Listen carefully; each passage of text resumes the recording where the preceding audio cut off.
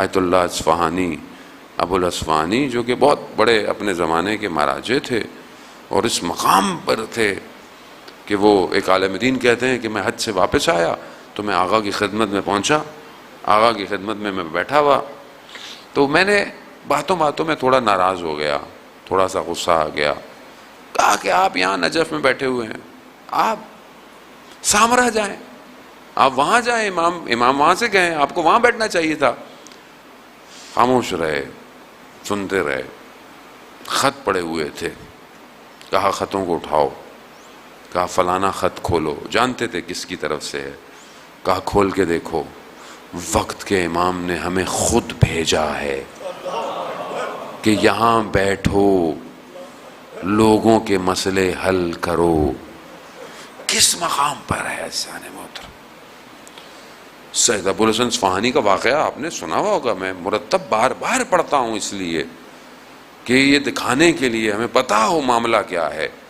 کہ یہ گاؤں دیہات میں رہتے تھے، اصفہان کے قریب، کسان کے بیٹے تھے، اور انہیں خدا نے اندر کہا، بہت کم عمر کے تھے، کہا کہ میں دینی تعلیم سیکھنا چاہتا ہوں، میں جو ہے وہ امام کی نوکری کرنا چاہتا ہوں۔ باپ نے کہا بیٹا یہاں ایک نوالا روٹی مل جاتی ہے، یہیں کہو، کہا نہیں، چلے گئے اصفہان۔ ایک دن ماں نے کہا کہ جاؤ بیٹے کی حالت پتہ کرو، سخت سردیوں کی راتیں، باپ آیا مدرسے میں، دیکھا کہ مدرسے میں بیٹے کے کمرے میں تو روشنی بھی نہیں ہے، کوئی گرم ہونے کی چیز بھی نہیں ہے، نہ کچھ کھانے پینے کا نظام ہے، تو بیٹے کو بولا یہ کیا زندگی ہے؟ اس لیے آئے تھے، کم از کم گاؤں میں کچھ کھانا پینا تو مل جاتا تھا، چلو میرے ساتھ۔ اب باپ کا حکم شریعت میں بڑا سخت ہوتا ہے عزیزان محترم۔